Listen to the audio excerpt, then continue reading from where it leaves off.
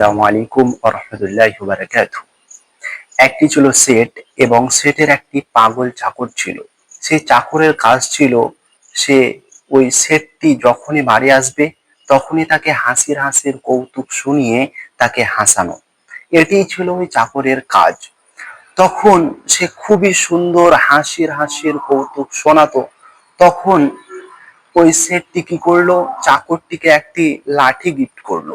বলল, তোর থেকে যাকে বেশি পাগল মনে করবি তাকে এই লাঠিটি আমার তরফ থেকে দিয়ে দিবি। তখন সেটটি দিন যায় রাত যায়, একদিন সেট হঠাৎ অসুস্থ হয়ে পড়ে। ডক্টরের কাছে যায়, গিয়ে ডক্টর বলে যে আপনার ক্যান্সার হয়েছে, আপনি আর বেশি দিন বাঁচবেন না, 1 মাস আপনার হাতে সময়।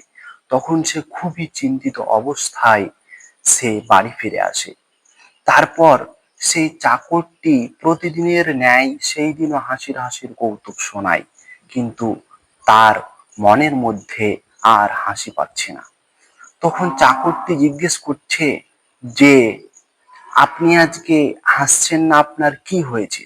তখন ওই শেঠটি বলছে যে আমি আর বেশি দিন থাকবো না রে, আমি এখান থেকে চলে যাব বহু দূরে, আর কখনো আসবো না রে ফিরে। তখন সেই পাগল চাকর কিছু বোঝে না, সে বলছে আপনি কোথায় যাবেন? আপনার যে এখানে বড় বড় বিল্ডিং বানানো আছে, এই বিল্ডিং কি আপনি যেখানে যাবেন ওখানেও কি আছে? তখন বলছে তুই পুরো পাগল নাকি, আমি চলে যাব আসমানে, আমি চলে যাব আকাশে, আর ওখানে কি করে থাকতে পারে? তখন পাগল চাকরটি বলছে যে কেন, এখানে এত কিছু আপনি তৈরি করেছেন, এখানে আর থাকবেন না, আর ওখানে আপনি যে বলছেন যে আপনি পুরো সময় থাকবেন, তা ওখানকার জন্য আপনি কিছু প্রস্তুত করেননি? তখন সেই পাগল চাকরটিকে যে লাঠিটি গিফট করেছিল, সেই লাঠিটি ওই পাগল চাকরটি তার নিজের শেঠকে দিয়ে দিচ্ছে।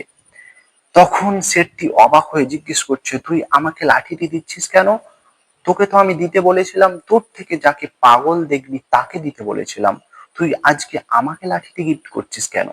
তখন ওই পাগল চাকরটি বলছে আমার থেকে তো আপনাকেই বেশি পাগল মনে হচ্ছে, কারণ আপনি যেখানে থাকবেন না, আপনি বলছেন এখানে আর কোনোদিন আসবেন না, সেখানকার জন্য আপনি বড় বড় বিল্ডিং বানিয়েছেন, আর যেখানে আপনি চিরকাল অনন্তকাল থাকবেন সেখানকার জন্য আপনি কিছুই করেননি, তাহলে আপনিই তো বেশি পাগল।